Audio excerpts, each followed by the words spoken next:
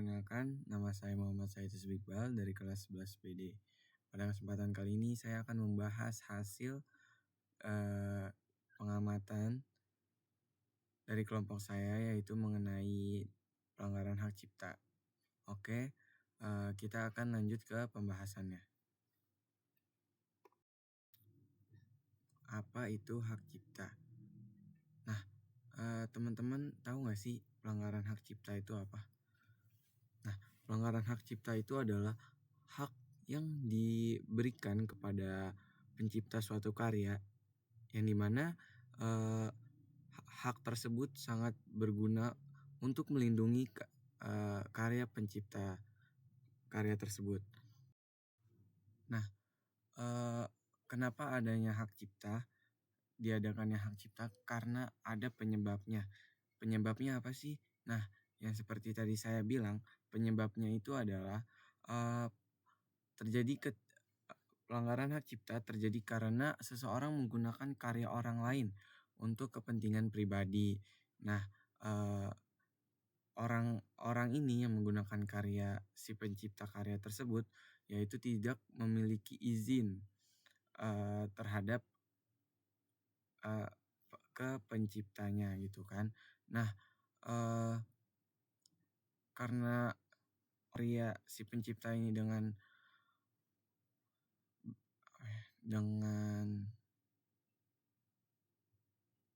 asal atau tidak ada persetujuan dari si sang pencipta, maka dari sinilah sang pencipta melaporkan pelanggaran hak cipta kepada pihak yang berwenang untuk memberikan teguran kepada seseorang yang telah menggunakan karyanya. Ada juga undang-undang hak cipta. Yang pertama itu ada di pasal 40 ayat 1 Undang-Undang Hak Cipta. Di sini menyebutkan bahwa ciptaan yang dilindungi meliputi bidang ilmu pengetahuan, seni, dan sastra. Nah, yang kedua ada pasal 40 ayat 3 yang dimana ini menegaskan bahwa pelindungan ini berlaku juga untuk ciptaan yang belum diumumkan, asalkan sudah ada dalam bentuk nyata yang memungkinkan untuk digandakan. Nah, yang ketiga ada pasal 9 ayat 3 Undang-Undang Nomor 28 Tahun 2014. Nah, di sini setiap orang yang tanpa izin pencipta atau pemegang hak cipta dilarang melakukan penggandaan dan atau penggunaan secara komersial ciptaannya. Nah, jadi inilah undang-undang yang berlaku mengenai hak cipta tersebut. Oke, kita masuk ke contohnya. Nah, di sini kami dari kelompok kami menemukan sebuah konten yang melanggar. Nah, di sini ada konten TikTok. Nah, konten TikTok ini yaitu melanggar. Kenapa melanggar? Karena konten tersebut meremix lagu tanpa izin atau tanpa menyantumkan si pencipta. Kayak misalkan judul lagu terus si penyanyinya gitu. Nah, dan di sini tuh di konten tersebut tuh nggak ada. Maka konten tersebut bisa dibilang dapat melanggar hak cipta si pembuat lagu.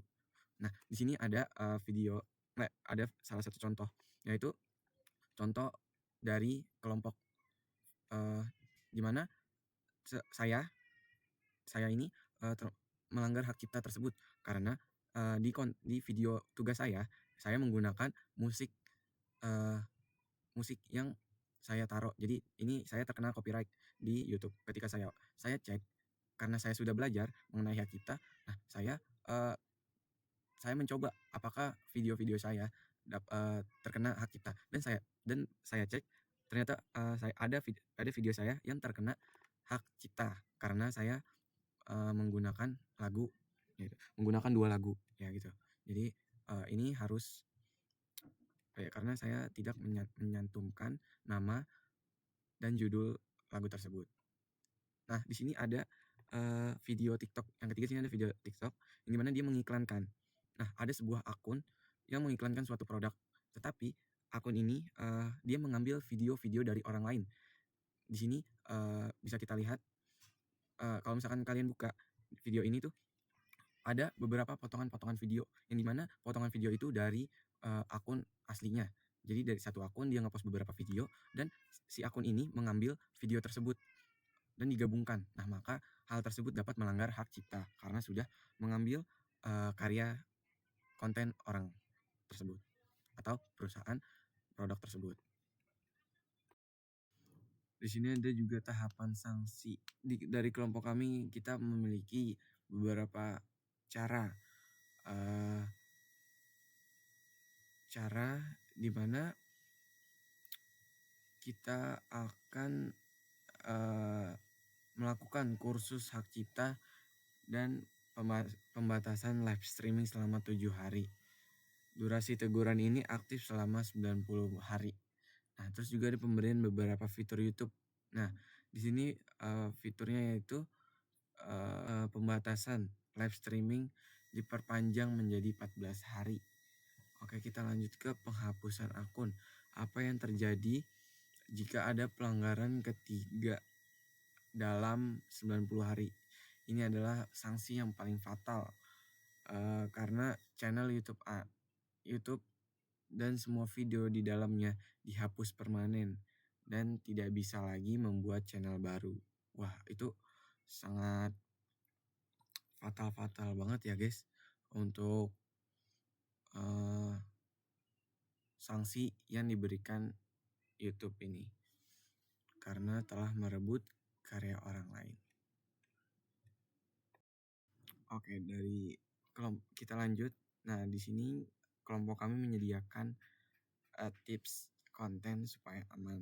Nah, yang pertama itu menggunakan konten original yang dimana teman-teman mau bikin konten. Nah, itu teman-teman harus membuat misalkan gambar. Nah, teman-teman harus gambar sendiri. Kalau misalkan teman-teman mau cover musik, nah itu teman-teman yang mainin alat musiknya di dalam video tersebut. Nah, terus juga teman-teman mau bikin film nih atau video. Nah, itu harus ada teman-teman yang dalam frame, ada di dalam frame. Atau teman-teman penulis nih. Nah, teman-teman harus juga ada, maksudnya kayak teman-teman nulis tuh terlihat di konten tersebut menulis karya tulisan teman-teman. Nah, kalau misalkan teman-teman mau menggunakan ide orang lain, nah pastikan teman-teman tuh harus melakukan perubahan dari ide orang tersebut. Jadi misalkan teman-teman lihat nih, wah ide orang ini bagus nih, kayaknya biar kita nggak sama, kita harus ubah deh nih bagian sininya. Nah, jadi biar tidak terlalu PNP gitu, plug and plug gitu ya kan. Oke, yang kedua juga ada tips yang kedua itu gunakan konten berlisensi, yang dimana teman-teman mencari konten yang berlisensi bebas, yaitu teman-teman harus mencari dari sumber-sumber yang aman. Nah, jika diperlukan bisa juga gunakan tuh kredit si pencipta gitu kan. Misalkan teman-teman gunakan musik backsound untuk video teman-teman atau video klip bebas gitu kan. Nah, itu musik tersebut memiliki bebas royalti atau teman-teman harus menuliskan kredit dari sang pencipta tersebut. Ya, jadi juga teman-teman harus hindarin tuh yang namanya nyalin teks secara langsung ya. Nah, jangan lupa juga untuk teman-teman yang bikin konten teman-teman harus gunakan tools pendeteksi hak cipta ini supaya konten teman-teman bisa terjaga dari pelanggaran hak cipta. Oke, kesimpulan dari kelompok kami bahwa pelanggaran hak cipta ini adalah merupakan perlindungan hukum yang penting untuk dijaga untuk menjaga karya asli pencipta di berbagai bidang seperti ilmu pengetahuan, seni, dan sastra. eee, pelanggaran hak cipta ini terjadi karena, eee, seseorang menggunakan atau mengeksploitasi karya tersebut tanpa izin dari pemilik hak, baik itu tujuan komersial maupun pribadi, yang dapat berakibat, eee, terhadap sanksi hukum dan pasar karya tersebut. Nah, eee, untuk menghindari pelanggaran tersebut, kita harus menggunakan karya orisinil, konten berlisensi bebas, atau memperoleh izin resmi serta kita memberikan kredit apabila menggunakan karya orang lain.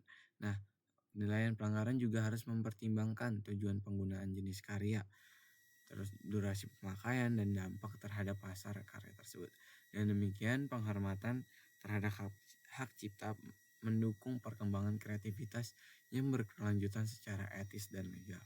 Mungkin sekian dari penjelasan saya pada kesempatan kali ini. Kurang lebihnya mohon maaf. Wassalamualaikum warahmatullahi wabarakatuh.